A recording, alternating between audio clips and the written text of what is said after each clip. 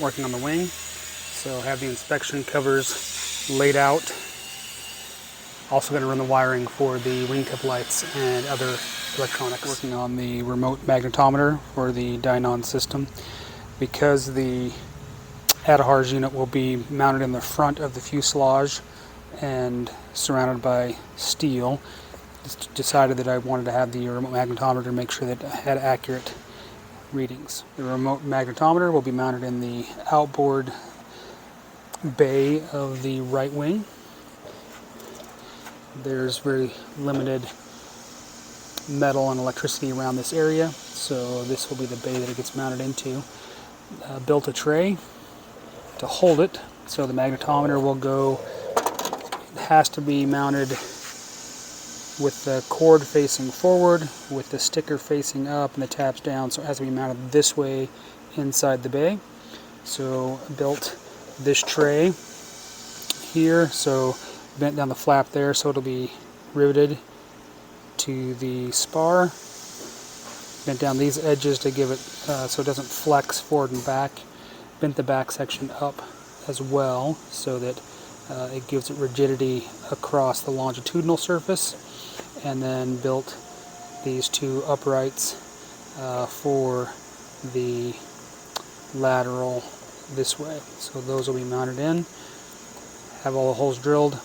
Have it basically in place, and through the power of editing and magic, the bracket is riveted and the magnetometer is bolted temporarily until I get the brass bolts that are in the mail right now. So that hooks up to a Skyview network cable. The goal with the wiring is to keep it as far away from the magnetometer as possible to minimize interference. So the Skyview network cable runs along some holes that were already pre-drilled, and then down along the bottom of the wing. And then it runs clear of the flap. That actuator only moves up, it does not move any further down, so the cable is completely fine right there. And then it goes through this bay and then out. Decided that I'm not going to run the cabling through the firewall. I'm actually going to run it through a hole in the bottom of that center panel of the bottom of the wing, which is inside the cockpit. And that way I'm not punching any more holes through the firewall that I don't have to. And so all the electronic wires will come through a small hole approximately right about here.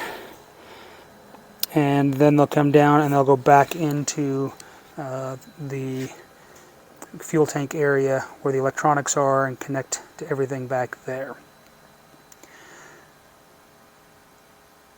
The other project is the wiring for the AeroLED LED lights. That's that black wire. Required 18 gauge connections. The ground will be actually out here on the wingtip, so I'll ground it out on the surface of the outside spar. And then from there, the 3 wires for the LEDs, the Aero LED NSP lights, run through the wing to that same bay here where they'll come through, and same thing out to the left wing. I made the decision not to install the fuel pumps for the remote mounted wing tanks. I pulled out all of the lines that were in place for that system.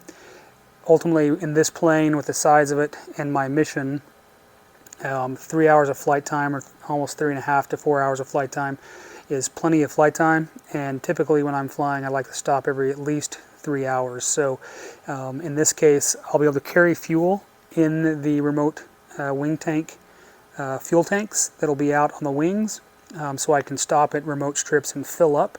But ultimately I made the decision not to install those wing pumps and do all the plumbing and the extra work that goes into that. So those lines were all pulled out. The other project we worked on the wings was the installation of the GPS unit. So there's the GPS wires, and there's the GPS inside. Installed nut plates so that the GPS can be removed and pulled in and out fairly easily from the surface. The upper skins are clecoed into place, and the GPS is installed right there. So that has a nice clear view to the sky, and I'll just put a connector on there so that it can be disconnected if the wing ever comes off from behind the passenger seat in the cockpit area.